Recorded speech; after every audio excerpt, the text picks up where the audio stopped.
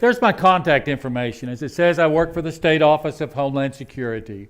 We're a relatively small office. We have a total of 20 employees. My background's in law enforcement. I spent 35 years in law enforcement before retiring a few years ago as a captain with the Oklahoma Highway Patrol. Since then, I've been an adjunct instructor for Homeland Security. We have a total of 20 employees in our office. 7 of us have backgrounds in law enforcement like I do. 3 that have backgrounds as firefighters, and then the other 10 people in the office are the ones that really get all the work done in there. Since I've retired, I've worked as an adjunct instructor for Homeland Security for Southern Nazarene. I also teach at the Emergency Management Institute up in Emmitsburg, Maryland. They have a saying in law enforcement that the young guys do the job and the old guys talk about the job. If you can't figure out which one of the categories I'm in, you probably need to get your seeing eye dog and move a little closer to the front here with it. We're going to talk about prevention of and response to an active shooter. It really has 3 parts, like the 3-legged stool, if you will. First part of it's the mindset, getting yourself in the right mindset of how you're going to do all of this, and we're going to spend quite a bit of time talking about that. The next one's emergency operations plan. It's just like it sounds. In emergency, here's our plan, here's what we're going to do, and here's how we're going to do it. Emergency operations plan is both for man-made and natural disasters. You need to have that at your congregation. And the last piece of the puzzle is the vulnerability assessment. That is a look at the brick and mortar facility that you operate in and what you have in place and what you can put in place to help improve your security at your site, at your location with that out there. Here's what the course outline talks about today. It's about a 2-hour course. We'll try to take a break about halfway through it, about a 10-minute break, let you stretch your legs, and then start back in and get everything wrapped up with this. But we're going to talk some about the historical perspective. Why? If you go all the way back to the shootings back in the 80s on the University of Texas campus down there, or the most recent one in southern Florida, there's a lot of common traits to these shootings.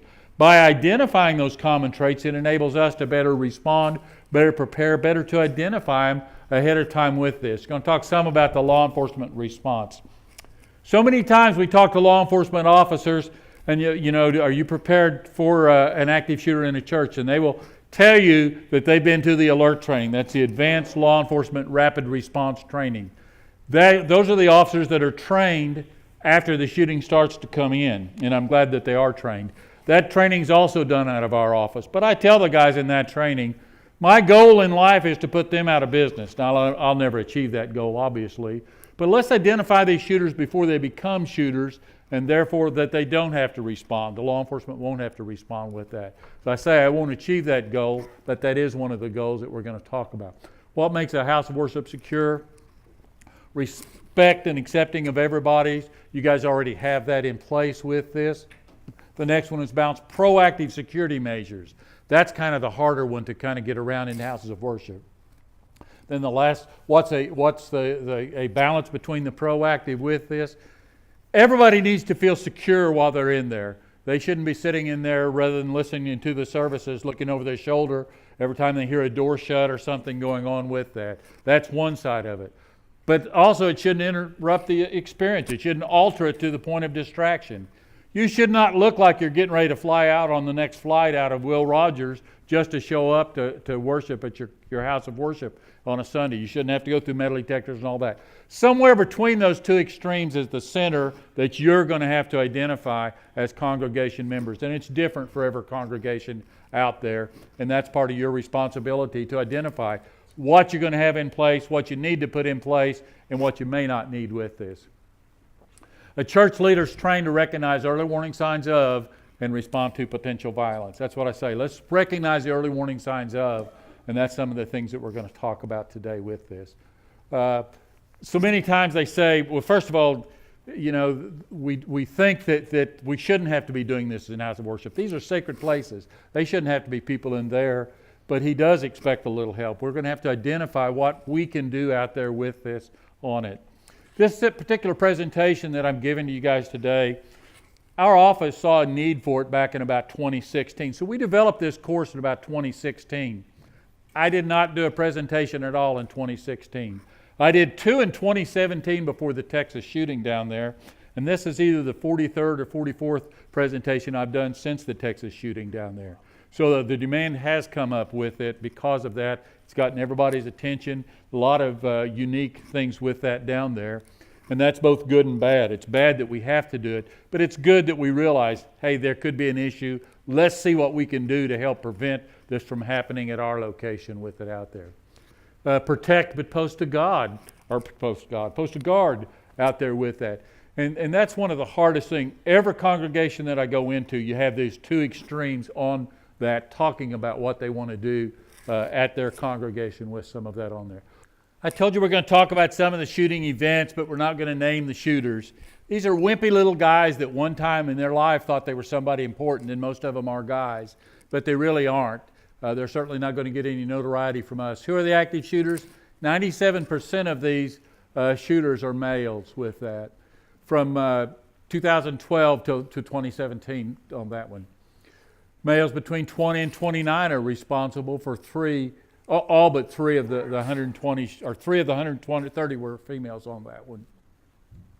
That's data that just came in, and there it goes. Single shooters, that's another phenomenon you need to be aware of. We have never had a shooting in the United States where we've had 2 or more shooters acting independent of one another. We've had 2 or more shooters on several occasions. Columbine, Jonesboro, Arkansas, San Bernardino, California. But they stay together and acted as one. Why is that important to you? If you're on the north side of your church and the shooter's on the south side, the best thing for you to be is probably going to be to get out at that point.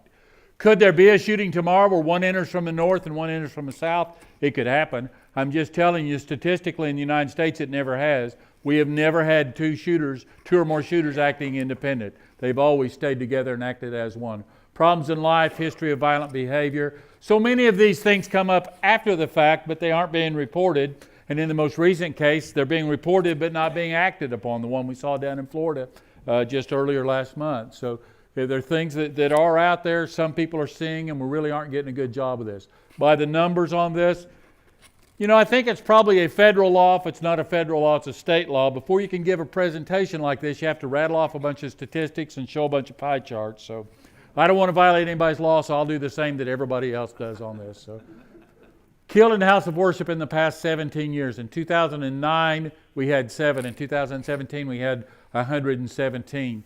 During that 17-year period, we had 788 killed in houses of worship. Why do we go back to 2000? Why is that a date? Well, that was right after the Columbine shooting in 99. Prior to that, you had to go through there. They didn't break out statistically where the shootings took place at. After Columbine, they started tracking the school shootings, church shootings, and things independent by locations. So prior to that, it's really hard to get the information prior to 2000. But even at that, there's been a lot more church shootings. I was talking to Dr. Case before this. I said, we all know about the 24 that were killed down in Texas. How many people you think were killed in churches last year? And I think she guessed mid-30s, did you not? And yet we had 117. So many of them happen that we don't hear much about. And that's what we're here to talk about, some of those with that on that. There's a graph chart, if you will, about where they are. You can see how much they're increasing every year up through and including that top number of the 2017 over in the right with that. But every year they drop a little bit in 16, but every year they just constantly and dramatically go up. 2012 was a high year. That's the South Carolina church shooting is what shows up on that with that. Day of the week, I don't think that's going to be a surprise to anybody either, is it? A little bit Wednesday. Now the rest of those are attacks that are made at churches, possibly while the services aren't going on, where maybe one of the workers at the church is the interest. And a lot of these are also domestic violence issues, where possibly the church secretary, somebody like that's having issues, and she is shot and killed possibly at church with that. But still Sunday is the key time with that. The other interesting, before service is at about 13%. After the service is right at 10%. 70-some% of those happen during the service. What's that mean to you? Lock the doors during the service. Is there any reason to keep the doors unlocked during the service? Again, we were talking with Dr. Case at lunch, and she says her and her husband are always late for service, so they're going to have to go up and knock. But it's a lot easier to go up and unlock the door to let her in than it is to try to lock it for somebody to come in. Most of the shootings, 74% of those happen during the services. Lock the doors once the services start. That's one of the key things that you can do. Have somebody posted by the door. When her and her husband or I and my wife come in late, knock on the door, you can let us in. That's not the end of the world. It's not that hard to turn a key and unlock with. That's another interesting statistic that you need to be aware of. 45% of the active shooters are arrested, 43% commit suicide, almost equal between the two. Why is that so important to you? I can point to you now 14 active shooting events that when somebody else in the building heard the siren, the shooter took his own life. That's important to you. You need to talk to your local law enforcement and see how they're going to respond. When I first started teaching this, I would ask law enforcement how they're going to respond. They said, well, we'd respond just like we would at a silent alarm in a bank. And that's exactly wrong. So many of these shooters, they have their plan written out. Last thing on their plan is end it all, stay in control, go out in a blaze of glory. However they word it, their intent is to commit suicide. If that law enforcement officer, in an active shooting event, the average is somebody's shot every 15 seconds in an active shooting event. If law enforcement is still 2 or 3 minutes out and the bad guy hears the siren, takes his own life, that officer's just saved 8 to 12 lives, hadn't even arrived at the scene yet. It's so important. If you live in the Oklahoma City area, I can already tell you, they're going to turn their sirens on. That's their procedures in Oklahoma City. Some of the other areas I don't know. So you need to ask your local law enforcement, how are you going to respond if we have a shooting at our site? They need to say, turn that on. Oh, by the way, at Red Lakes, Minnesota, just like the rest of the cowards, when he hears the sirens coming, he takes his own life. But that was an ambulance. Law enforcement still another 10 minutes out. He didn't know that. He thought that was the law enforcement coming at that time and takes his own life. So it's almost equal between the arrest and taking his own life. So make sure law enforcement is responding that way with that. Churches make up 6% of the overall shootings. Schools make up 17%. I'm not saying we need to do less at schools. We still need to do more at schools. But if you guys had a child, in my case a grandchild, that went to a school that didn't have a plan for active shooting, you'd be down there pounding on the superintendent's desk demanding of a recall of your school board members. Not only that, that school would be in violation of state law by not having a plan, by not doing lockdown drills. State law requires them to do all of that. And yet we go to church every day and that 6% makes up 6%, but it makes up that 6% on just one day of the week, whereas the schools are 5 days. There isn't any real significant difference any day of the week of going to schools with that. And we make up 6% of that, and we don't have a plan. We haven't thought about it. We wouldn't allow that to happen at our schools, so why are we allowed at our churches? Why do we get by with some of the issues there that we would not allow in some of the schools and other places with that? What you do matters. The video said 10 to 15 minutes on law enforcement response. The Secret Service says it's closer to 7 minutes for law enforcement response. But you guys do the math. Even in 7 minutes, if somebody's shot every 15 seconds, a lot of people are going to be shot before law enforcement gets there. What are you going to do until law enforcement gets there? You say, well, I've called 911. There's nothing else I can do. Call 911 and just sit here and wait for them to get there. You're responsible for your own security. You're responsible for your own safety at that point. What are you going to do to make yourself more secure, to protect yourself for that 7 to 15 minutes until law enforcement arrives? The survival mindset, the proper mindset, whatever term you want to use for it. We've all heard about the fight and flight response. I or anybody else on the face of the earth can tell you which one of those two are going to work the day that something bad happens at your congregation. You're going to have a plan for both of those with that. Every situation's different. Every individual is different. The attacks are different and the buildings are all made different. So you better have a plan for both of those. I can promise you, though, if you divert to the third F, the freeze response, you're going to be hurt or worse the day that something happens at your congregation. We've all heard about people that if they use the fight mode, that they get all that adrenaline going, all the oxygen in their muscles, and they're going to be stronger than normal, and that's true. If they're going to use the flight mode, they're going to be faster than normal. So the day the attack happens at your congregation, you're going to be real strong, real fast, but also real dumb. Why are you going to be real dumb? Because you're not going to have the normal oxygen in your brain. Your body robs that oxygen out of your brain and makes it go to the other parts. That's how you get to be stronger, faster. You got more oxygen and adrenaline going to your muscles. Now's the time while you're sitting in here relaxing, you've got all that oxygen in your brain to start thinking about your fight or flight response that you're going to come up with the day that something bad happens at your site. Trained versus untrained, everybody's going to be startled when it happens, but it's going to be greater for the untrained. The untrained is going to have hesitation, confusion, denial, while the trained is going to defer to one of the options. They're going to defer to either the fight or flight. They've thought about this. They are not going to freeze. Now, training doesn't mean that you have to practice running down those steps and out the hallway if you're going to use the flight. Training doesn't mean that you have to practice throwing chairs at the doors if you're going to use fight. Training means you start visualizing it in your brain. You start thinking about, okay, here's my options for fight. Here's what I can do. Here's my options for flight. Here's what I can do. And start thinking about those and preparing for those with it out there. Get the training to those who need it. Lack of empowerment. I've done these presentations at businesses, and I've had a woman one time say, well, you know, my office is designed, only has one door in and one door out. And I said, were you on the first floor? Yeah. And she said, she had glass windows. And I said, well, break a window out. She said, well, I don't know if I should do that or not. Well, you're responsible. Don't be stuck on the escalator. You're responsible to take care of yourself, whatever it takes with this. You know, human beings are the only creature on earth that will override the gut feeling. What do you call a gut feeling, sixth sense, woman's intuition, whatever you call it. We all have it, but we override it. That guy made me feel uncomfortable, but I thought, well, that was silly, so I'll go ahead and do this anyway. I'll go ahead and meet with that person anyway with that. Don't override your gut feeling. If something doesn't feel right, it's probably not right. Trust your gut and pay attention to that when you get that feeling. If you had the luxury of having like law enforcement uses now, one of those body cams on that person that made you feel uncomfortable, and you went back and reviewed it at your leisure, okay, now I know why he made me feel uncomfortable. He's balling up his fist, he's lowering his brow, he's staring at me. A lot of things that your subconscious is picking up on, consciously you may not be aware of. That's why you'll get that. Your subconscious is giving you that gut feeling. You guys are the only people on the face of the earth that know what normal interaction is at your congregation every day or every Sunday that you go in there. You know who sits on the next to the last row back there every time. You know who sits up front. Every day you know what normal is. Even if you've never seen this person in your entire life, they're new in your congregation. Everybody acts with a certain distance of how they're going to act. They usually come in, introduce themselves, sit toward the back initially before they work into things with that. Somebody comes in and starts walking up and down the aisles and around everything. That's not normal. That triggers that gut feeling. You know what normal interaction is with the rest of your congregation. And when somebody, either a member of the congregation or from outside, isn't acting normal, that triggers that same gut feeling with that.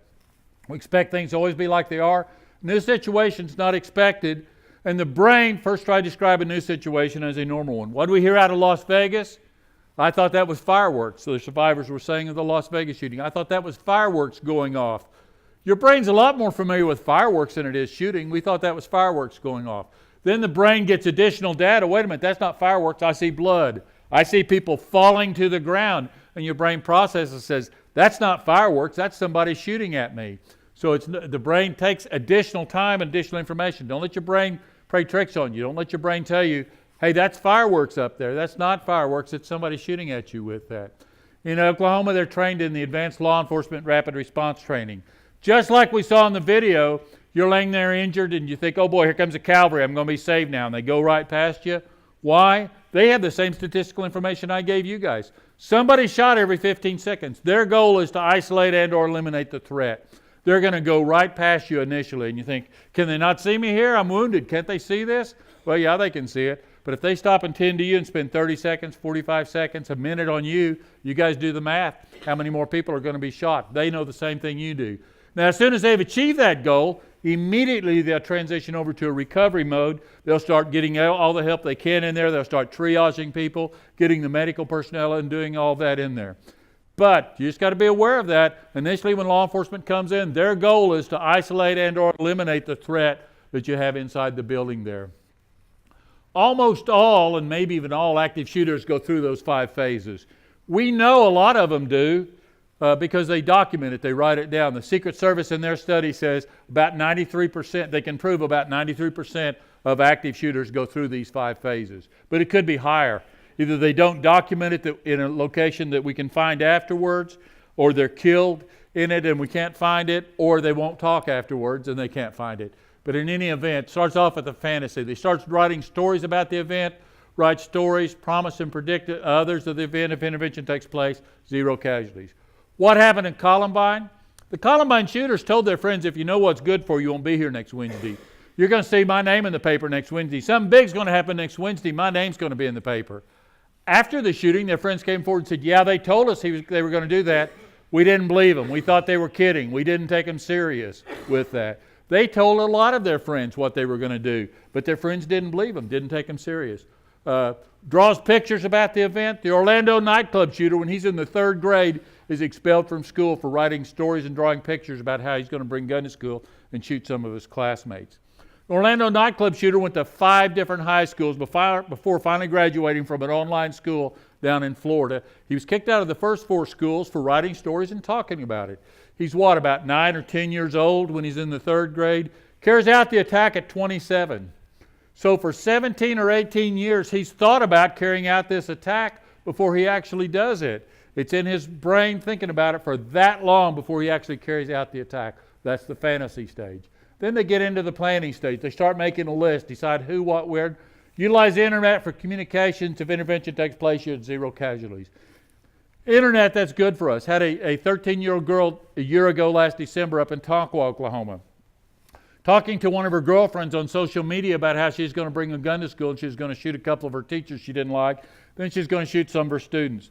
The girl she was talking to did the right thing and told her mother. Her mother alerted authorities, and authorities got a search warrant to go over and entered this girl's house. They found her list, her hit list. On there was 2 teachers and a bunch of classmates. All the classmates really were a year ahead of her, but they went to the same school she did. But her father says, she can write all the lists she wants. She can't carry out a shooting. We don't have any guns. We don't own any guns. There aren't any guns in the house. Well, that's how very little the father knew about it, because with this hit list, they found a gun. When they tracked the gun down, it had been stolen from a next-door neighbor. He hadn't reported it stolen because he didn't know it was stolen.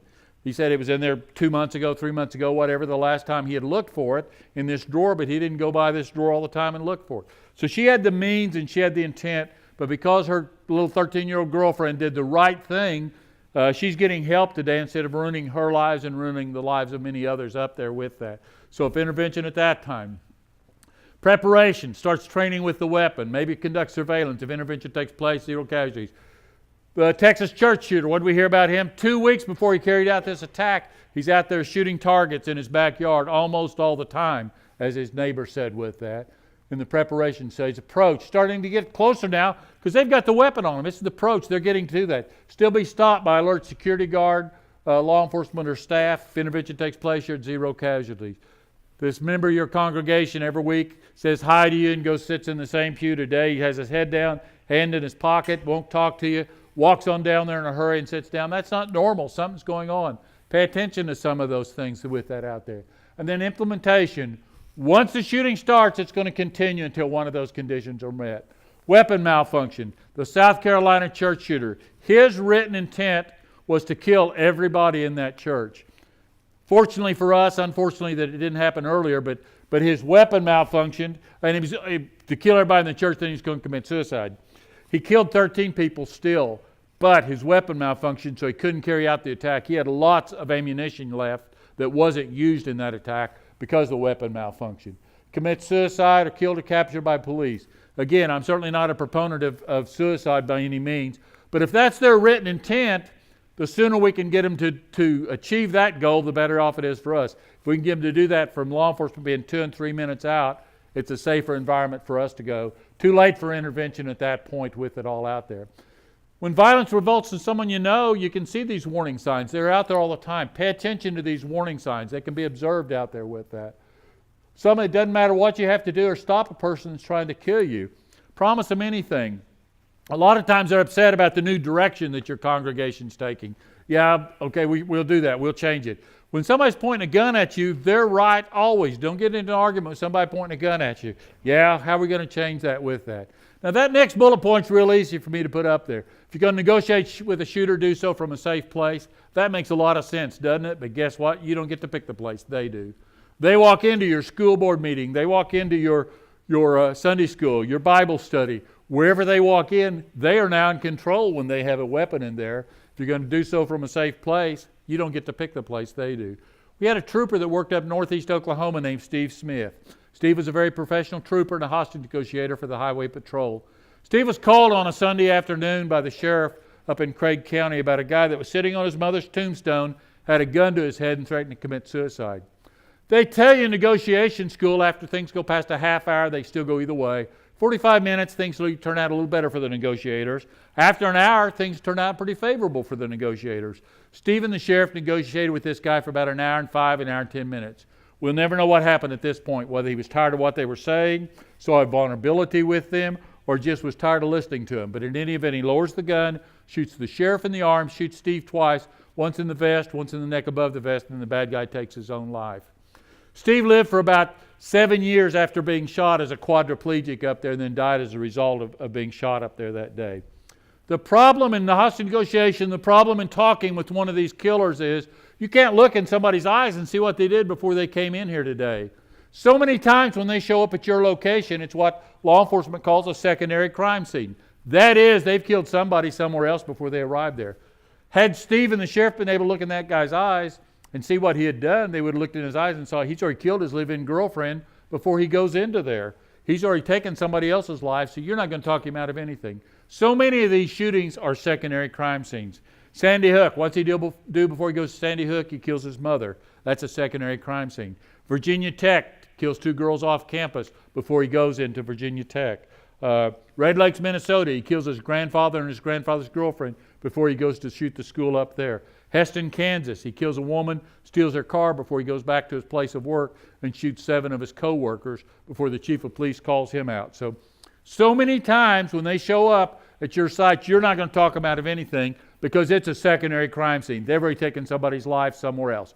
They know what they've done. You don't know what they've done. Some of the physical changes, increased heart rate. Increased heart rate's good. That's how you get to be stronger faster until it gets to extreme. Then you're going to hyperventilate.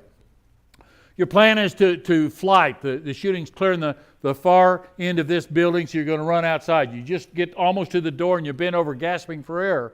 Well, I thought I was in better shape than that. Why can't I breathe? Well, it's because you're shallow breathing. You're just using the top of your lung air. You're not getting deep breaths.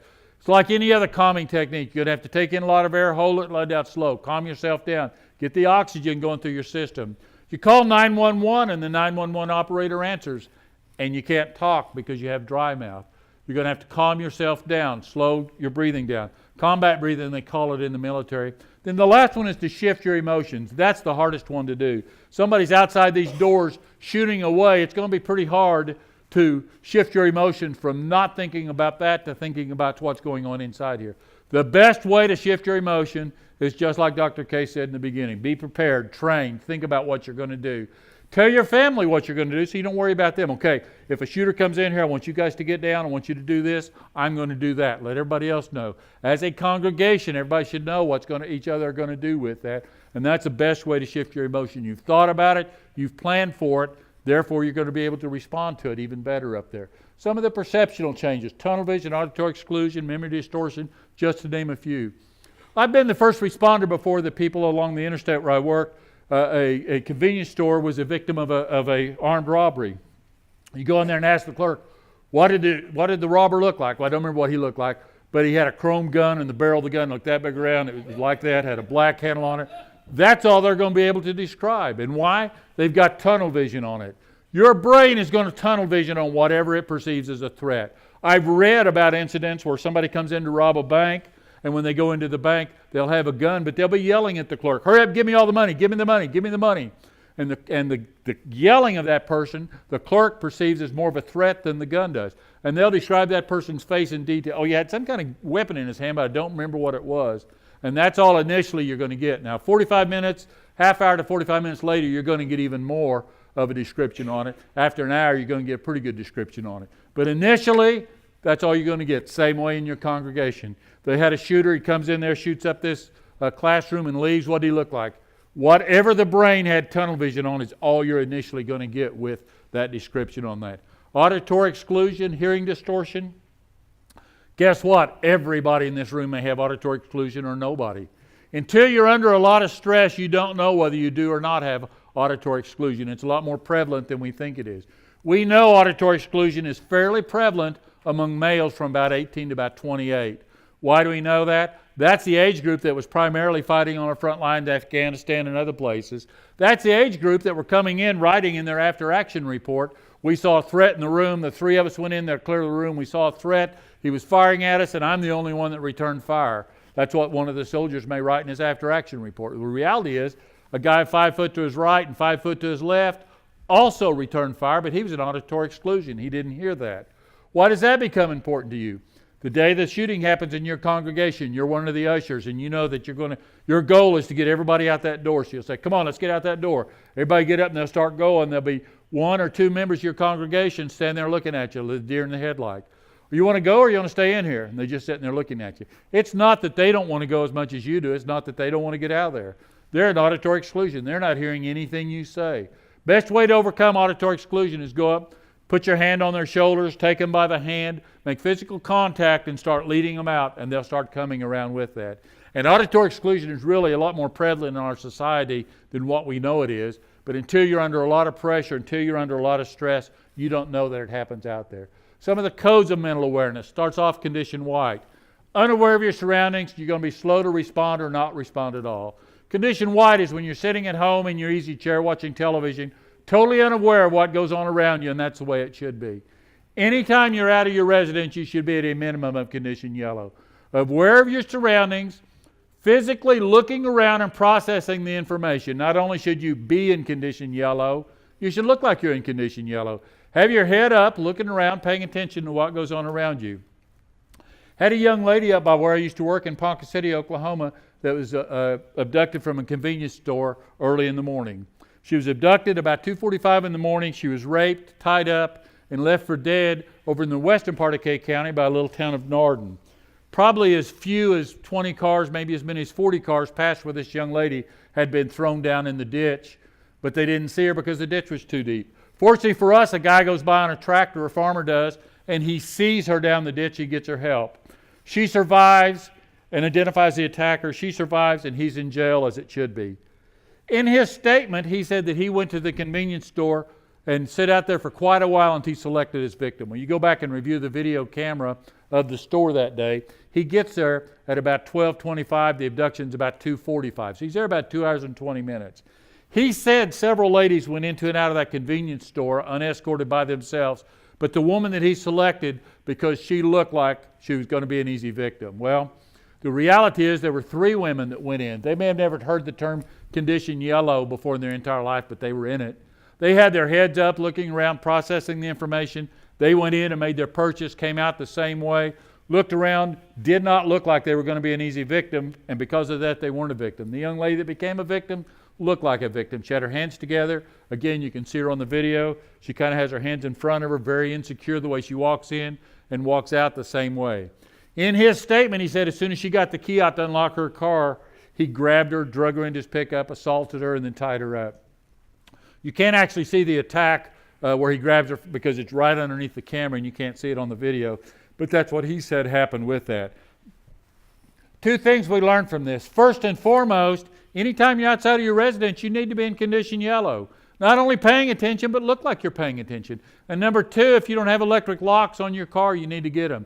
You don't have the luxury of taking a key out and putting it in that small hole, concentrating on that hole, unlocking your car, and then getting into your car at that point. I don't care how many times you've been to the local strip mall, the local Walmart, the local convenience store, wherever it's at. Next time you drive in there, that's a brand new environment. You have never been into that location before with the group of cars that are parked out there right now, and you don't have the luxury of turning your back on that group of cars you've never seen, take your key out and concentrating. Most attacks in parking lots happen when somebody returns to the car. They select that person as they're walking out with that. Some of them happen as they get out of their car. It's not very often they happen between the 2 sites. Most of them happen when they get in the car. And if you don't have an electric lock on your car, you're even more vulnerable with it. Next is orange. You've identified a potential threat. You're walking into the local convenience store, Walmart, strip mall, wherever, and you see somebody coming toward you. You don't know why, but I've got a sixth sense gut feeling about that guy. He makes me feel uncomfortable. So I'm getting ready. I'm going to execute my plan. I'm closer to the door than I am in my car. I'm going to run in the store. If he gets any closer to me, or I'm close to my car, I've got my new electric door lock. I'm going to unlock it, jump in the car, and lock it back with that. And then, once you execute, is red. The threat perceived deadly. Holler, draw attention to yourself. Do whatever it takes to draw attention to yourself. Don't ever be concerned about embarrassing yourself. Do whatever it takes. Holler and draw attention to yourself to get it out there and take the action that you need to take with that. I met Kristina Anderson about 3 years ago now down in Norman. Kristina, as it says, was shot 3 times at Virginia Tech and played dead with that. Kristina has physical scars from being shot up at Virginia Tech, but she also has emotional scars. Before she'd go in the rooms down in Norman, she wanted to know where the exit doors were, how she got out of those exit doors down the hall and to the outside of the building. Not only does she have physical scars, she also has emotional scars from being shot at Virginia Tech. This video we're going to watch of Kristina wasn't taken at Norman. It was taken up northeast part of the United States somewhere. But in this video, she'll tell you how many exits are in the room that she's in right now. I am sure she probably did the same thing up there that she did in Norman. She wants to know how she goes at it. Kristina was trapped in a room that had one way in and one way out, and the bad guy was controlling that way in and that way out of the door. So because of that, she has emotional scars from it. Listen to what she has to say here. It's a pretty short video. Then we'll talk about some of the points that she makes at the end of this. This is the one you need to turn the volume up just a little bit on.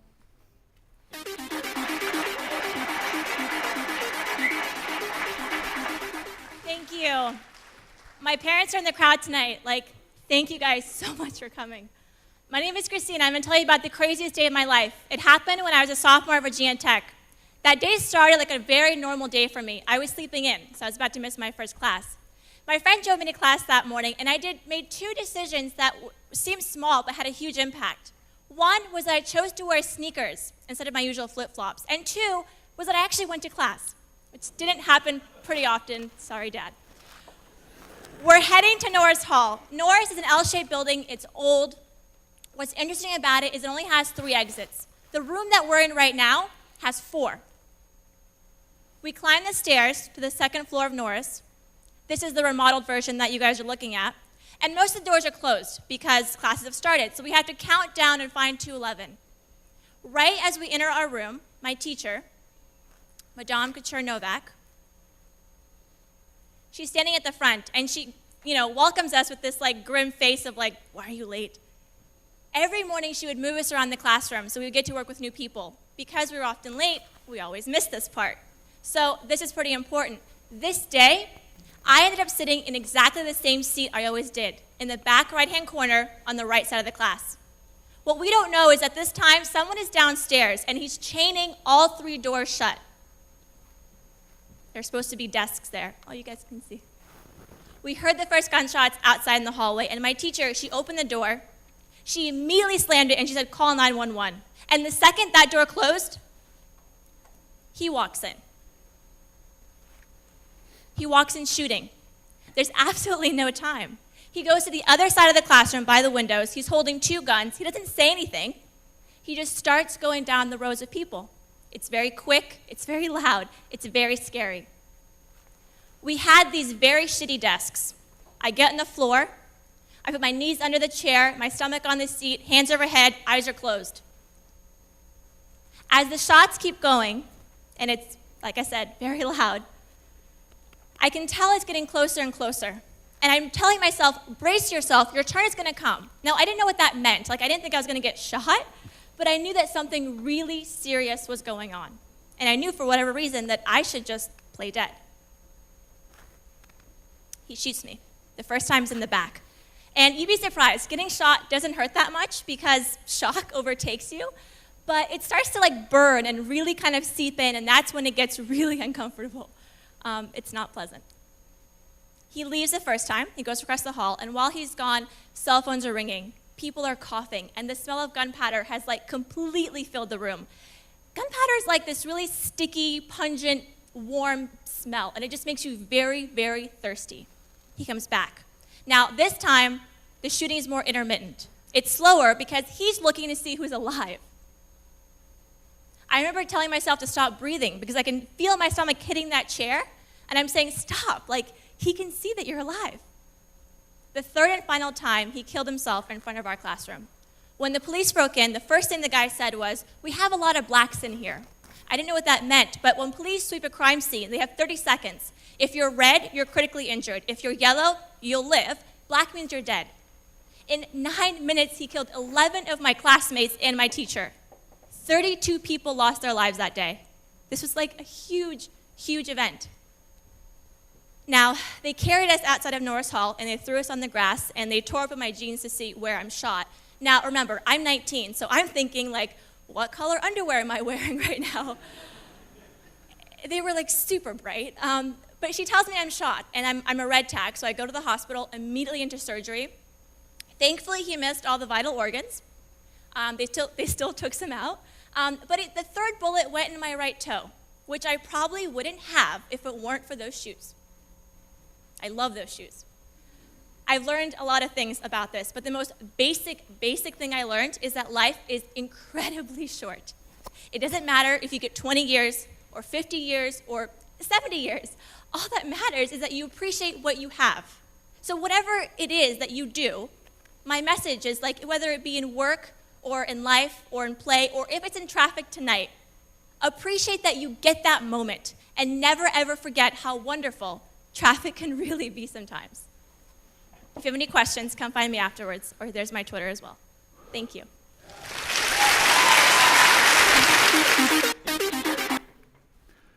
Kristina's in 211. In 203 is a professor, Dr. Labruska. He's a Holocaust survivor, and he was a professor that day in 203. When the shooter first of all, when the shooter comes to 211, what Kristina said, the teacher hears him out in the hall, slams the door, and then he walks in, as she puts it. Why did he walk in? Why did the teacher slam the door? That's all she had the capability of doing. The only way you could lock those classroom doors at that time at Norris Hall was to go out in the hallway where the shooter was with a key and lock or unlock it. Obviously, when the shooter's in the hallway, that's not where anybody wants to be. So all the teacher could do was slam the door shut. He came in, shoots the teacher and everybody in 211. Then he goes down and tries to get in some other classrooms. He can't get in the other classrooms, not because somebody's quick enough to get the door locks, but because those classrooms weren't being used. He then tries to get into 203 and can't. Professor Labruska is holding the door shut. He pushes on the door but can't get it open. He tries some other doors that are locked. So now he goes back into 211, now entering it for the second time, and goes around and shoots everybody in the second volley of shots. We don't know how many people may have survived the first volley that died as a result of the second volley of shots in 211 that day in Kristina's classroom. We know the order she was shot in because she survived and could tell us about it. Shot in the back the first time, the hip and the foot the second time. We don't know how many of the other people that may have survived the first one died as a result of the second one, or whether it was the first one, because they used same caliber weapon, very close proximity time-wise, so you really can't tell through forensics which was shot first and which was shot second with that. So he goes in there, shoots everybody, now leaves Kristina's classroom for the second time, goes out in the hallway. I told you that most of these shooters, when they hear the sirens coming, they take their own lives. Well, here's the exception. They hear all kinds of sirens coming, but he didn't take his own life. Why did he not take his own life? Wasn't any fear of him, because he had the doors chained shut. She said he'd put the chain, they had the old push bar doors, and he had chained those shut to where he didn't think police would get in. When he leaves Kristina's classroom for the second time and goes back in the hallway looking for more victims, police have now breached the door on the first floor of Norris, and they're now hollering, "Police get on the ground, police get on the ground." They're starting up the steps hollering, "Police get on the ground." Just like the rest of the cowards, he goes back into her classroom, now entering it for the third time, takes his life in front of her classroom. Professor Labruska died that day as a result of physically holding the door shut. He was shot through the door and died as a result of that. For I don't know what it costs, $45, $55 lock, he could be enjoying his retirement instead of having to give up his life holding a door shut. What do you have in place at your church, at your house of worship, wherever you're at, to where you don't have to physically hold the door shut? What do you have in place that's going to enable you to stay safe when you're out there with that, so you don't have to do that? After the experience, people are going to shock, post-traumatic stress, survivor's guilt, nightmares. Everybody, and even daymares sometimes with that. You have nightmares during the daytime with that. Told you I spent 35 years in law enforcement. I was involved in 3 shootings in my law enforcement career. Last shooting I was involved with, a good friend of mine and classmate named Rocky Eels was shot and killed on an early morning arrest warrant we were doing over in eastern Oklahoma. After that, the Highway Patrol said everybody involved in that exercise need to go to a counseling session up in Stillwater. Now, I'm in my 40s at the time, and I tell them, look, I don't need anybody telling me how I'm supposed to feel. I'm not having trouble dealing with this, and I don't need to go see a counselor. Then the Highway Patrol explained the rules to me, saying, we're not asking you to go see the counselor, we're telling you to go see the counselor. So I went to see the counselor. But everything that she talked about up there was true on that. Everything that she talked about, she called it after traumatic stress. But she said, here are the normal things you're going to deal with after traumatic stress. First of all, shock. It is shocking. Rocky was the class clown, so to speak. He was the one that was always joking around when we were getting geared up to go on one of these arrest warrants early in the morning. When we did the arrest warrants at night like that, we had black BDUs that we wore. Every time we ever put our black BDUs on, Rocky had a DVD of AC/DC singing Back in Black that he would put into his cassette player in his patrol car and play it just as loud as he could while we was getting geared up at a remote site before we did that. Then you have survivor's guilt. You think, Rocky was the point man, meaning he was the first one through the door that day. Usually you stay there about a year to 18 months. You think, if I'd have been the point man, would I have done this instead of that? Would I have done something to where I would have survived instead of losing life like Rocky did? Nightmares, you certainly have those. You have daymares, they call them. In other words, bad dreams, bad thoughts during the daytime hit you sometime. But at no time did she say that it was a disorder. You know, we as a society have put the D on post-traumatic stress disorder. Mental health professionals don't call it that. They call it post-traumatic stress. It is not a disorder until after you've been into counseling for maybe a year, 18 months, or 2 years before they say disorder. She said, here's the normal things after traumatic stress you're going to experience. I felt like I was somewhat normal, and I did experience all of those. I know how hard-headed I am, and if she would have said, after this you're going to have a disorder, I probably would have crossed my arms and not listened to what she said. But the mental health professionals, we hear so much about post-traumatic stress disorder. Mental health professionals put the D on there after a person's been in counseling for a long time if they're not responding to the treatment that they get. We as a society are the ones that put the D on post-traumatic stress. Mental health professionals don't. So when I get to be in charge of the world, we're going to take D off post-traumatic stress. It's a real event. It happens after traumatic events happen, but it is not a disorder instantly with that, and we need to be aware of that. The if and then game, it's another law enforcement technique. If this happens, then I'm going to do that. It starts out when I was in patrol school. They give you written scenarios. If this event happens, then what are you going to do? And you write your answers out with that. Then it becomes to actual events where we went out to Burns Flat, and we did actual events where you had different scenarios where people respond to. So if and then, you got to think about that all the time with that. If that happens at your church, then what are you going to do? And oh, by the way, you're going to have to get your thens down about 2 for fight and 2 for flight. If you have a whole list of thens and you haven't thought about them, you're not going to get to any of them. Your brain's just going to keep going over and over. Now's the time to narrow them down. And this is not a test. This is an open book test. If we're talking at our congregation and he tells me his thens, if his thens are better than mine, yeah, I'm going to use his thens instead of mine. Think about it and come up with, as a group, the best thens that you can come up with it. The house of worship, active shooter can happen anytime, anywhere out there with that. We use all the time these active shooting events, trying to give them a little nicer, kinder thought process, a little spin to them. It's a homicide in progress. It's somebody trying to take your life out there with that, out there on that. You got to take direct responsibility for your own safety. Don't be stuck on the escalator. Don't be saying, well, I've called 911. You're going to have to take direct responsibility for your own safety when you're out there. Survival mindset consists of awareness. You're aware it happens. Preparation, both mentally and physically getting prepared to do this, and then rehearsal with that. This is the part that probably draws the most interest from everybody. Locks versus Glocks. Who are you going to arm inside the church? You know, in active shootings in the United States, we have never had anybody breach the locked door, period. It hasn't happened. The closest it came was at Sandy Hook. He couldn't get through the locked door, so he shoots a window out beside the door, and that's how he enters at Sandy Hook. If somebody's shooting at the lock on your door, let them shoot at it. They have a lot better chance of hurting themselves than they ever do to get through the door like that. It is not like you see on television where they walk up, shoot one time, and the door goes flinging open and they go wandering in. That's not the reality of it. If somebody's shooting at a metal lock like that, let them do it. They're a lot more apt to hurt themselves. Lead from their bullet and metal from that metal lock are going to come back and hit them in the chest and face and do a lot more harm to them than they ever do to you. Obviously, when they're shooting at the door, you don't want to be behind it because a lot of the bullets go through, especially if you have glass like that. But trust your locks and put good locks on your doors out there with that.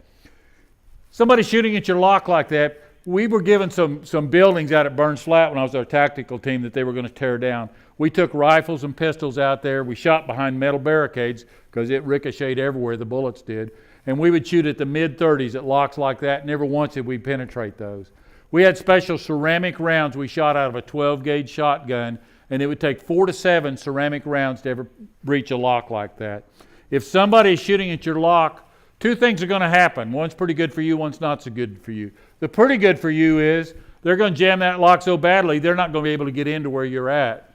The not so good for you, they're going to jam that lock so badly, you're not going to be able to get out of there. You're going to have the fire department have cut around the lock, knock the pins out. Some other way you're going to have to exit out of that room because it's no longer going to be able to do that.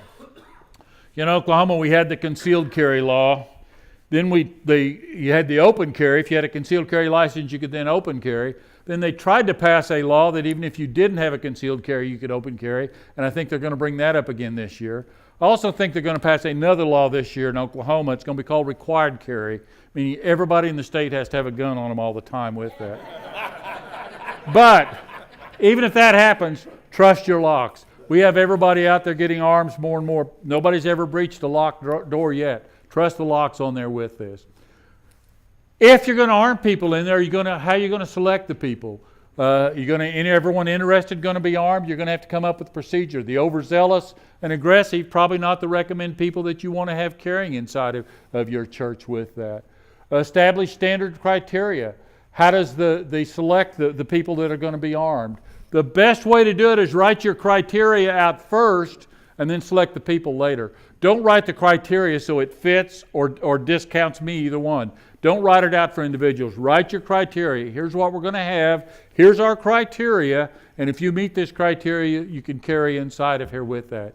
So many people talk about, well, if we arm people in church, we're liable to get sued if they do something in there. And that's 100% right. You are apt to get sued. But guess what? If you don't have anybody in there armed and a shooter comes in, you're liable to get sued too. There's nothing going to prevent you from getting sued one way or the other on that. So look at your best options. You guys have some pretty smart people on your church member staff. Look at those and put them out there. Establish training programs, orientation of the facility. It would not do me any good to show up at your house of worship and be armed in there because I don't know the layout of the building. I don't know where all the cubby holes are. I don't know where all the closets are, all of that. Before somebody gets armed in your church, they need to know the layout of the church. That would, in my opinion, be the number one. Establish a use of force policy. The number two thing on my written criteria would be, number one, they need to be know the entire layout of the inside of the church.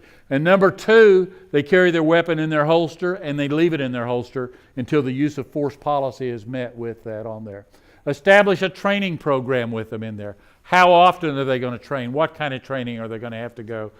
Communications method. Well, we're going to call each other on the cell phone. Well, that sounds real good until the day of the shooting, and then everybody in the church is going to be on the cell phone, and you're not going to be able to use it. What quick notification method do you have in place to notify? Radios, although they may be a little obsolete in some areas, that's still the best way. If I'm armed and he's armed on the other clear far side of the church, we need to be able to communicate to one another inside of there with that. This happened one Sunday after the shooting down in Texas. During discussion at church, a man announced that he took his gun everywhere with him, and I guess he's pretty proud of it. He pulls his gun out in the church services there and shoots himself in the hand and his wife in the side with it. Now, this may have just been, he may have just sacrificed his hand so he could shoot his wife in the side. We're not sure about that yet. But in any event, you can't talk to a law enforcement officer that's been in law enforcement for more than 10 or 12 years that can't tell you about an accidental discharge by another police officer. Everybody's heard of it. I know police officers shot windows out in patrol cars, shot the floor out. I know a police officer that shot himself in the foot. It happens, as much training as they go through. So if they're carrying inside your church and you allow them to pull the weapons out, they do it. I would have a strict policy. Number one, they wear a holster. Number two, until the use of force policy is met, that that gun never leaves the holster. If they pull their weapon out of the holster before that use of policy, they no longer would be allowed to carry at my congregation with it. Now, yeah, both of them are expected to live at Knoxville Hospital with that on there. Next thing you need to be aware of is who's who in your pew. You know, every Sunday at your church, you got the Hatfields over here and the McCoys over here. The only time they see each other is when they show up at church and they sit there and glare at each other. Or you got that beautiful young couple that you performed the marriage ceremony on 5 years ago, and now she's sitting over here with her family and he's sitting over here with his family, and they're glaring at each other.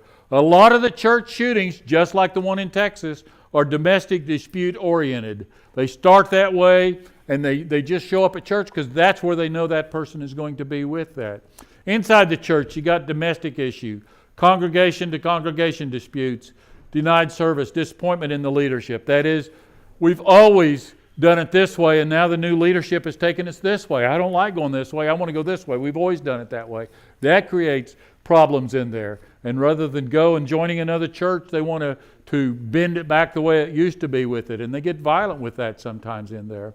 Outside the church, you got arson as a state, physical and mental illness, financial trouble, and then the mad at the world. In some ways, the mad at the world is the easiest one to circumvent. You can prevent that by just locking your doors.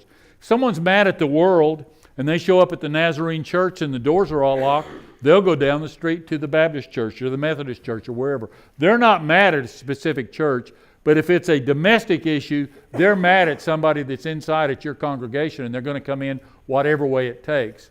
The mad at the world person, your total goal once your services start on any given Sunday is to make yours the hardest church in your community to get into.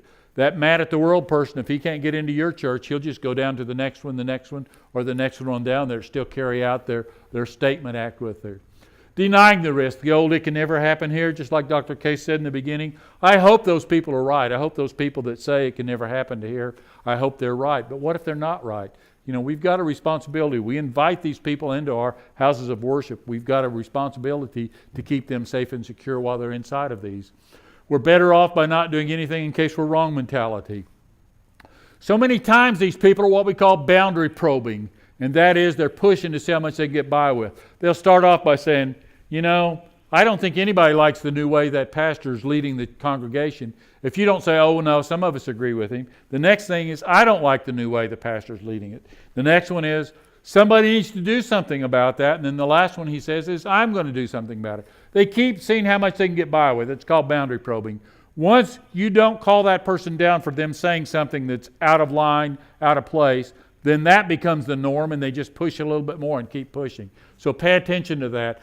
And if you don't do anything, you're encouraging them. Well, everybody else must agree with me. This must be an acceptable behavior because they're not doing anything when I'm talking bad about everybody in there with that.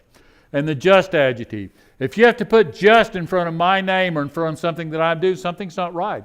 Yeah, well, that's just Jim. That's just the way he does it. Something's not right if you have to use that adjective in front of talking about me or things that I do out there. If you see something, say something. I was told a couple of weeks ago they add another line to that. If we say something, do something. I think law enforcement really let the ball down at all levels at the Florida shooting down there.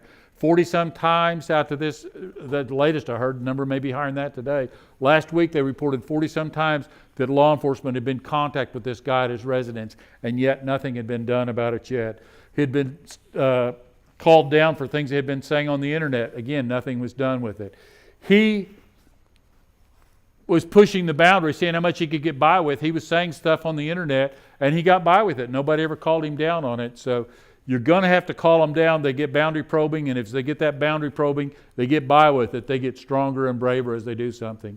In Oklahoma, we have the Information Fusion Center. There's the information about it. And if you got information, you need to pass it on to them. It's ran at the Oklahoma State Bureau of Investigation. There's what it does. But it has 8 analysts over there. And one of these 8 analysts primarily looks at school and church issues over there. They look at all kinds of different issues, but how it affects people in Oklahoma through the Fusion Center. And they have them looking at things. They look at different websites. They look at all kinds of things, trying to get a pulse about what goes on when everything out there. They have it for private industry. Certainly the oil and cattle industry in Oklahoma is a big part of it. But that's the number of the Fusion Center. It's ran at the OSBI, financed out of Homeland Security Office.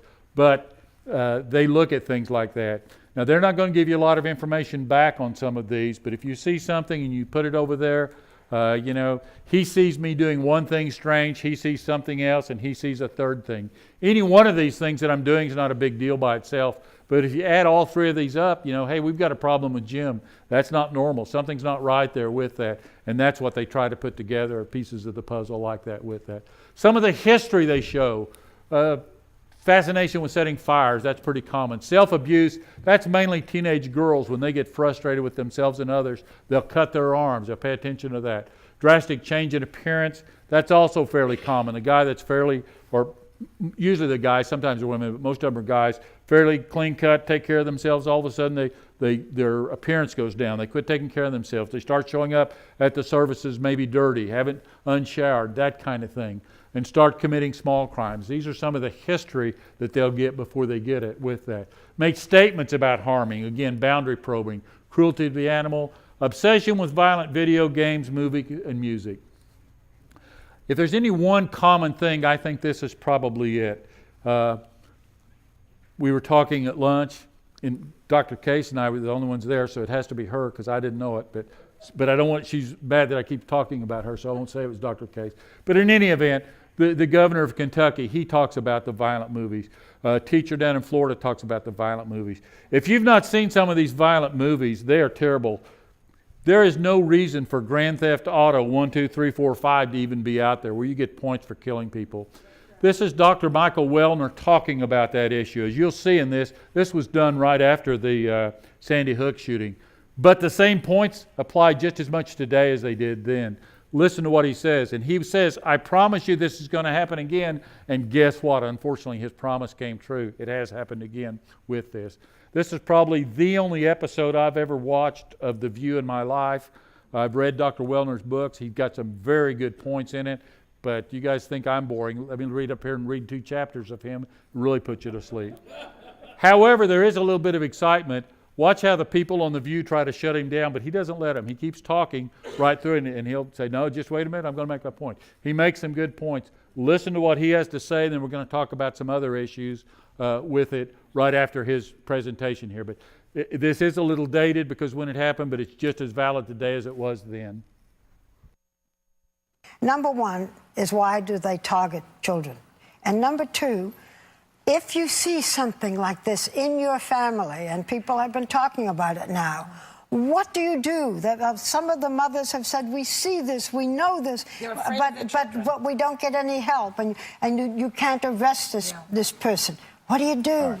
Well, I want to address 2 points. First of all, the major myth of this, that we're all making a mistake about, is to focus on guns and mental health at the bottom of this.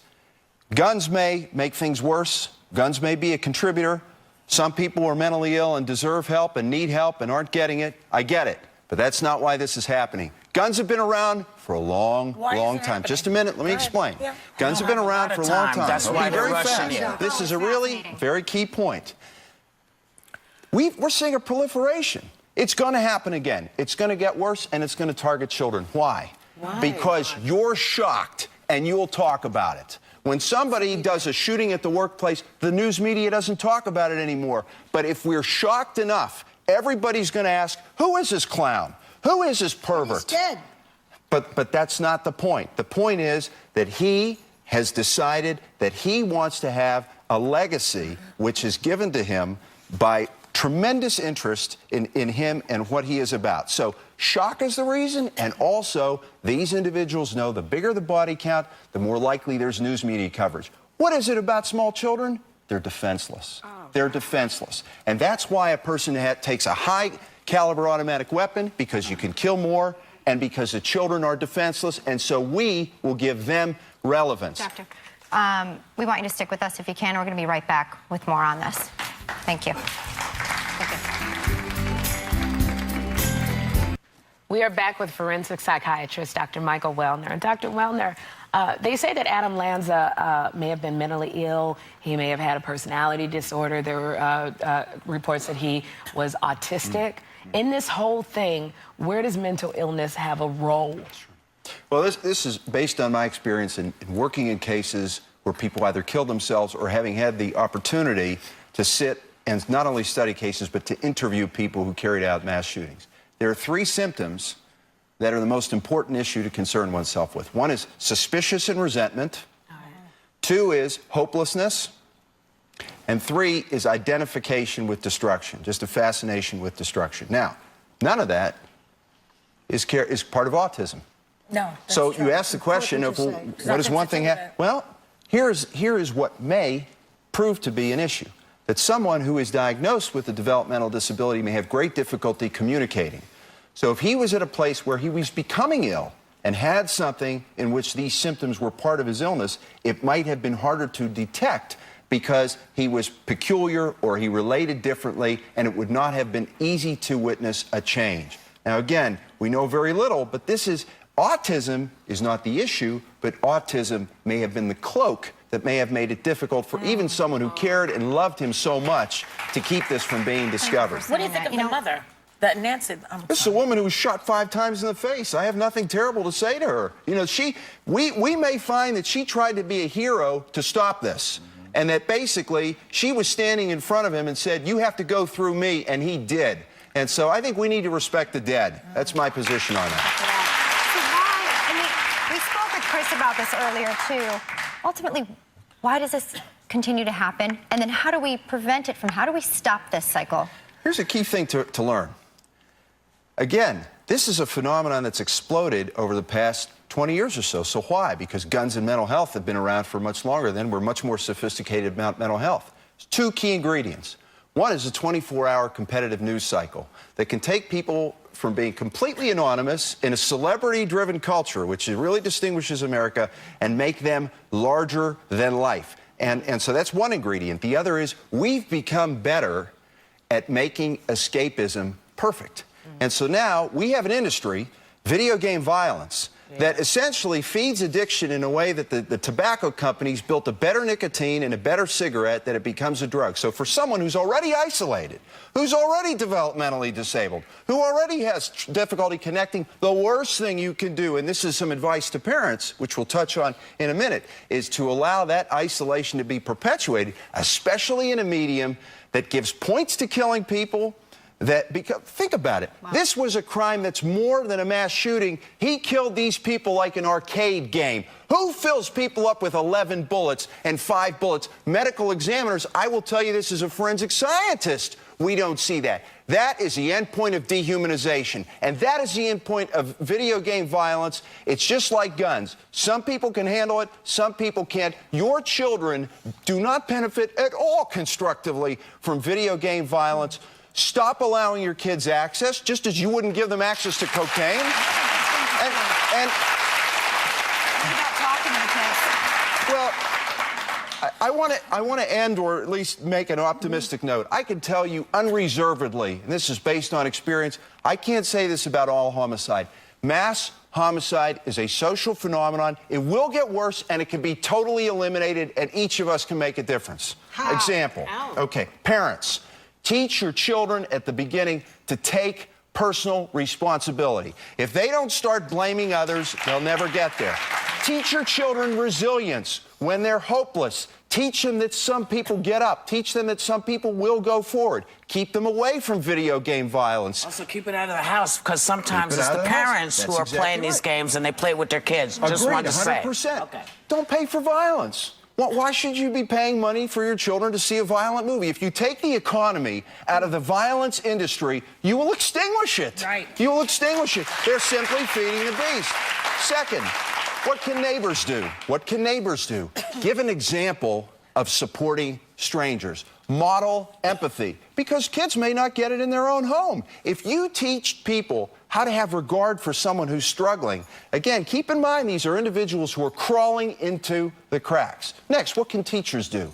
Apart from teaching your kids resilience, teach them to value creativity, teach them to value volunteerism as how you gain structure. Because if people are creating and they're valuing creativity, they are not destroying. Dr. Wellner, thank you so much for those tips. We want to thank Dr. Michael Wellner. I was at a conference in Durant, or Durant as they call it when you're down there, last year, and Phil Chalmers was one of the speakers there. Phil wrote a book about teen killers. He studied every teen killer that's out there that survived. And at that time, which was June 4th of last year, he said 100% of all the active shooters under 30 in the past 10 years have played first-person video games. I think that's a pretty overwhelming. 100% of anything will get my attention on it. Now, does that mean that everybody plays first-person video games, becomes an active shooter? It doesn't. Just like not everybody drinks a glass of wine, becomes an alcoholic. Some of them can deal with it, just like Dr. Wellner said, but some of them can't. But Phil Chalmers studies all of the active shooting events. He made that statement. I don't know whether it's still accurate today or not. I've never seen any information yet on the Florida shooter. I've heard yes and no on the first-person video games. But there's no reason to have those games. They're graphic. They have no social redeeming qualifications that I can even see in them.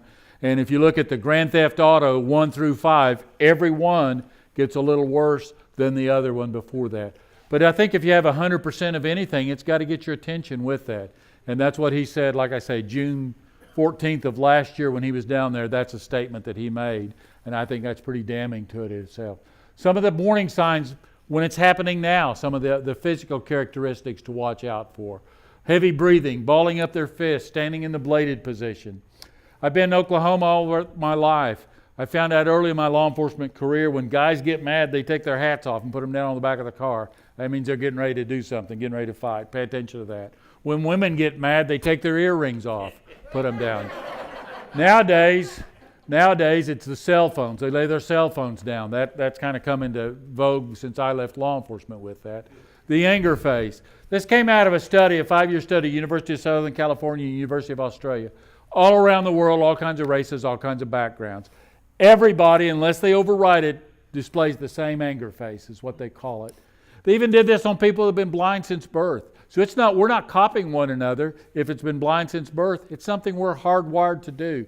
Pay attention to that out there. I'm going to talk a little bit about emergency operations plan and about a vulnerability assessment. I like to teach a man to fish with this. That is, you can hire people to come in from the outside and do your vulnerability assessment, or you can have the emergency operations plan. But the first thing they're going to do is sit down some of your key people, ask them questions, write down the answers, and then regurgitate those back to you for a fee. You guys can do that for nothing. We'll give you the tools, as many congregations as we can that are here represented today before you go back with this. Emergency operations plan, easy understood, supported by leadership, doesn't have a lot of code words in it with that.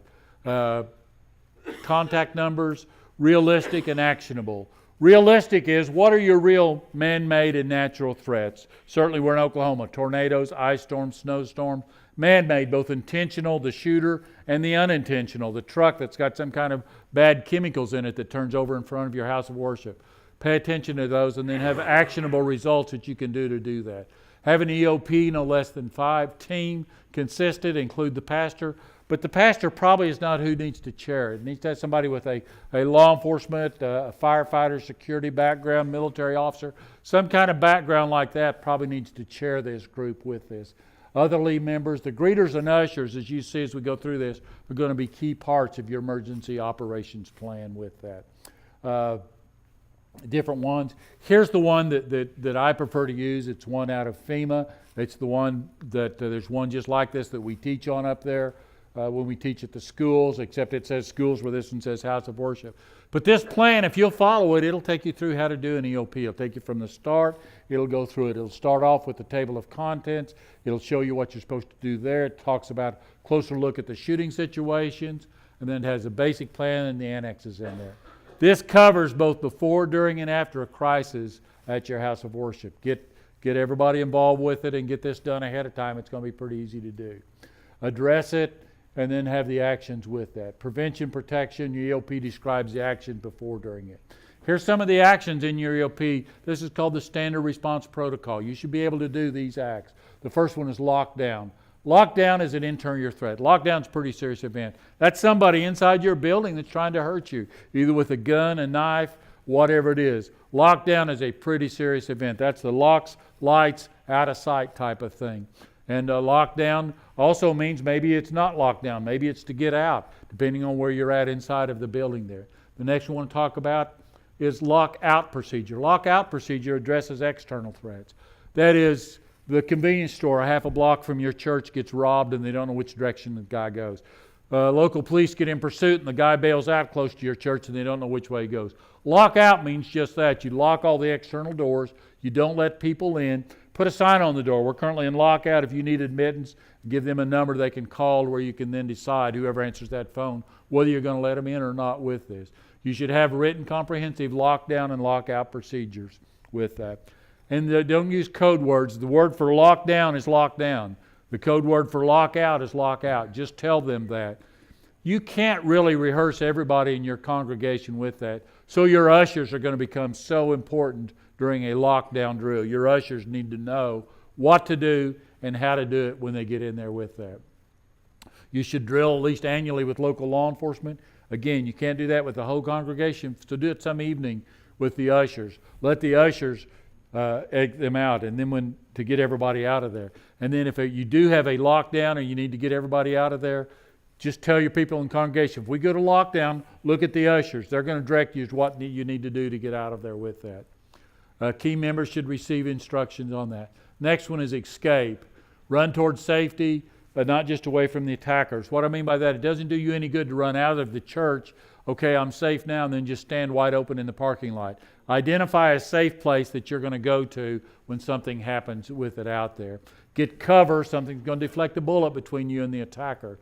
These right here are going to deflect a bullet. Those walls there, sheetrock, not so much. So look at how your facility is designed and get those between you. And the next is shelter. Evacuation if possible, find a place to stage where he's likely. Don't trap yourself, lock the doors, and block it with heavy furniture. Had a video out of Houston, Texas called Run, Hide, Fight. And while I agree with the concept, I personally don't like the word hide. I prefer the word stage. Hide to me is what Kristina Anderson did. I'm not being critical of her, but she said she closed her eyes, put her hand over her head, stomach in the chair, and hope for the best. And that's not what you need to do. You need to stage. When I was our tactical team, we would stage outside the building and we would get ready to do something. Staging is like you're pushing a spring down and it's ready to coil. As soon as it needs to, you take your fingers off and it springs back. And that's what I want you to do. Duck down if you're in your Sunday school class or behind the pews, but keep playing if and then. You duck down and you're looking around, taking in all the information. If this happens, then I'm going to do that. If they come through that door, then I'm going out that door. If they come through that door, then I'm going to throw a chair at them. Start playing if and then, and you're staging, getting ready. Well, I said with our tactical team, we never hid in somebody's front yard before we did a building entry. We would stage out there, get ready to do the building entry that was called upon for us to do. Tabletop is the best way to validate your EOP. And in tabletop exercise, you need to have some people from outside or write down a scenario that you want to do. Okay, we have a tornado. What are you going to do? Tabletop really isn't asking you what you're going to do. They're asking, what does your emergency operations plan say that you will do? And you look at that and see if it's adequate for each of the different things that you can have on your tabletop with that. And then afterwards, if your EOP is not adequate to answer the questions that were asked at the tabletop, then lessons learned and get corrective action and keep updating your EOP with that. Next, we want to talk about a vulnerability assessment. That is a look at the brick and mortar facility that you have. So many times people say, well, we want to do a threat assessment. Well, you do a threat assessment, it's good for about the next hour, maybe hour and a half until somebody gets mad at you, and then it's no good. Your threat level goes up and down all the time with that. The purpose of a vulnerability is to understand the structural issues that you have in place out there and successfully complete it. It takes, of an average church, I'd say it'd probably just take about 1 day, not 2 days, and then some off-site work with this. Vulnerability plus risk equals your threat. You can be as vulnerable as you want to be. You can leave every door at your church unlocked. You can leave the collection plate sitting up here just beaming with money and over there. And if I or somebody else isn't willing to accept the risk to come in and steal that, then you never have a threat. By the same token, you can have machine guns on all 4 corners and concertina wire all the way around the building. And if I'm still willing to accept the threat to come in and try to steal the money, the risk to come in and steal the money, then you still have a threat with that. So your threat goes up and down depending on how much risk I'm willing to accept, but your vulnerability stays the same all the time. That door either locks or it doesn't. It's that simple. That's your vulnerability with that.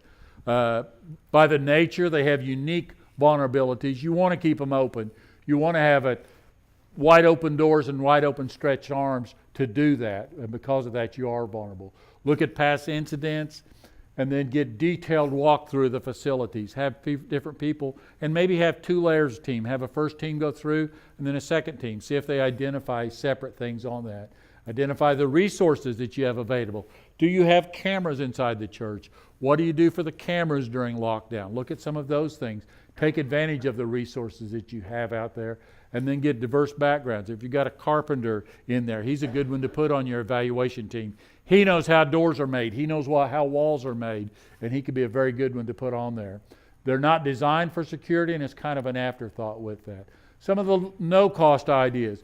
Doesn't cost you a penny to do anything that's up there. Monitoring your parking lot is pretty key. Somebody should walk during the services out around the parking lot to see what goes on out there with the parking lot at that.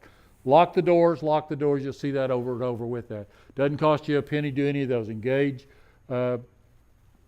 coordination involvement. Get everybody involved with the lockdown drills and work with local law enforcement. Some of the low-cost ideas. Shatter-resistant plastic fill, panic alarm, put room numbers. So many churches don't have room numbers. They'll have them like Mrs. Smith's 3rd grade class, Mr. Jones's 5th grade class for their Sunday school classes. You need to have numbers on the doors. The numbers aren't for you guys anyway. Just like these. That's 139 over there. If somebody said, if I had to call somebody, I could say, well, we're in 139. Don't call it by name. Law enforcement can't hardly find it by name. They'll wander all over. Again, the numbers aren't for you guys. They're for the first responders, emergency, whoever it be. Just like street addresses. If I can find 101 and you're in 121, I pretty well know how to get to that. But if you say you're Mrs. Jones, I don't know if that's the other side of Smith or where it's at. Sign mounted on the outside. Panic alarms. Your phone does a lot of panic alarms. There's a thing called Tap app. If you have that app downloaded on your phone and you tap it twice, it will pre-dial whoever you want. So you don't have to say, wait a minute here, while I call 911 or while I call the pastor or while I call the head of our security. You can just tap that, it'll automatically dial that person, and you can have pre-recorded messages on it. You can do whatever you want. But everybody, we don't have time to put panic alarms throughout the building. Everybody has a panic alarm carried with them all the time. Take advantage of that. Outside walls, if you have people wandering around in your church, it's not because they want to, it's because they don't know where it's at. I've been to so many churches that we've done presentations at, and it'll be a building that was added onto, and then added onto again, then added onto one more time, and you can't find the entrance. You drive all around it trying to figure it out. It's not the people wandering around in your church because they're trying to do something evil to you. It's probably because they can't figure out where the entrance is. Have signs outside, main entrance, office, or however you want to word it out there, but let people be easily understood the way they're going to get with that on that. Shatter-resistant plastic film. Here's a very short video. We're going to watch just one part of it. I'm not a salesman for it, but it's a very good thing. It's going to make a lot. It's a plastic film you can put on existing glass. It costs about $5 to $7 a square foot installed with it. The first one we're going to see is 4 millimeter. It comes in 4, 6, and 8 millimeter. The thicker it is, the more it costs, but most of the cost is really in the installation and not the product anyway. Sandy Hook. I said he shot the window out and went in. This first glass is tempered glass is what they had at Sandy Hook. One shot and it falls. That's what Sandy Hook looked like. Here's the exact same glass after they put this tempered film on it. And it may work for your congregation, it may not. Windows like this, it works real good on to keep them from just shattering and getting in there right away. Will not prevent anybody from getting into your site, but it will slow them down. All it's going to do is buy time. Look how many rounds he's already shot, and then watch the time in the lower right. See how many rounds he expends, and then also how much time that it takes up before he does get in there with that.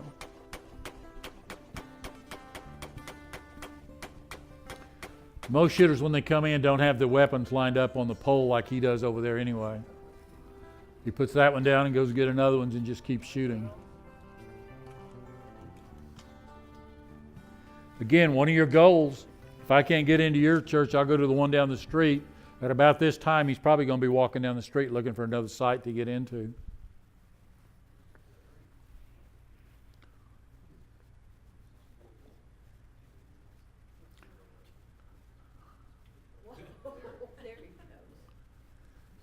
Used up about 45, 46 rounds and taken about a minute of time. They also have that's the 4, it comes in 6 and 8. But when you do a vulnerability assessment at your site, here's what you're kind of looking for on the last page. The last page of this is the key part of this. That is, what am I going to improve with that? When we used to do the vulnerability assessments out there, we would write down everything we found wrong and nothing got done. So now what we do is list about 10 things. Your vulnerability assessment is it's got the date on the front and it says it's valid for 1 year from that date. So you go out and you don't have a security committee, so you add one of those. You're not doing your drill, so you add that. You put up more signage. So you accomplish 3 of those things. This is for a courthouse, as you can tell. So you take those 3 off, and next year you add 3 more to it, and it just becomes a living document. Every year you add to it. Every year you accomplish some of the things with that. You've got drives for each congregation. May not have enough. Have enough for the congregation that were registered ahead of time, but one of these for each congregation here on that. And in that thumb drive, it has the presentation handout. It's got the highlights of the presentation. It's got emergency operations plan, that one that you saw on there. It's got emergency operations plan that you can take back and build your own emergency operations plan with it. It's also got a building vulnerability assessment. That is a look at the brick and mortar building you have. It's got some questions on there, square feet. Are the outside doors hinged on the inside or outside? Well, you don't know unless you go look at them out there with that. And then it's got a bunch of reference information. It's got a bunch of websites you can go to that can also secure you with that. Can it happen here? We know it can. It has in the past with that. So what are we going to do about it? The reality, you can't predict it. Is someone go through those 5 phases that we talked about earlier? Are they going through those right now with that? Are you ready for that? What do I want you to do? First of all, the prayer is probably going to be the best thing for any of that. Talk to local law enforcement about their response. If they say anything other than responding with their sirens on, tell them there's this old retired gray-haired trooper that'd like to argue with them about that. Divide a security ministry team. Develop that. Have some key people involved in all of that out there. Conduct security training once you select people to be on that team with that. Control your hours of operation, lock the doors. That was in the no cost. EOP for your congregation, but you need to have your own personal if and then for your family. Yeah, the congregation's got emergency operations plan for everybody, but here's what we're going to do as a family with that. And then the last thing is do your vulnerability assessment. Thanks, Jim. Outstanding job. So helpful. One question about technology and the use of technology. In recent months, I've been to churches and new facilities, and they have invested in lots of cameras and things like. Could you talk a little bit about using that kind of technology as? It's great technology. It's also going to reduce the number of kids pushing and incidents that you have in your church. It's going to reduce your vandalism at your church. But somebody needs to be trained, and it can't be the pastor or anybody on security. The minute we say the word lockdown or lockout, somebody needs to be in front of that camera and looking at it and saying, okay, he's now in the east hallway, he's in the west hallway. They need to practice. You need to also practice that during lockdown on a Tuesday night with your ushers. Have somebody talking to them on the radio. Let me walk around in the church and let that person that's watching me on the camera say where I'm at. He's carrying a baseball bat. He's now carrying a gun. He's carrying this. That's also the person. They're going to have a lot of things to do, but that also should be the person that calls 911. When the police are arriving, okay, I see him. He's in the east hall. He's now going down to the west hall. Have somebody trained to sit in front of that camera anytime you do an exercise. And if you wait until you have an actual event and somebody goes staggering in there to look at that camera, they don't have a clue what they're looking at. That's part of your practice. Cameras are a great piece of equipment, both for deterrent and for response and prevention of it. But so thank you for the question very much. One other question. We, in our live streaming audience, we have folks in Texas and Arkansas and Louisiana and Ohio and Missouri. We're grateful for the Oklahoma Office of Homeland Security. Would they have a comparable resource in their state, or is Oklahoma unique? No, every state does have an Office of Homeland Security. Sometimes it's ran out of the Emergency Management Institute. They all are ran a little bit different. Our state was the first one to use Homeland Security money for school security, one of the first ones to develop it for churches. So I don't know how much they will be doing with churches. There's somebody out there. If they can't find somebody in their state, get a hold of us and we can refer them to our counterparts in their state. Outstanding. Another nice round of applause for Jim McBride. Thank you.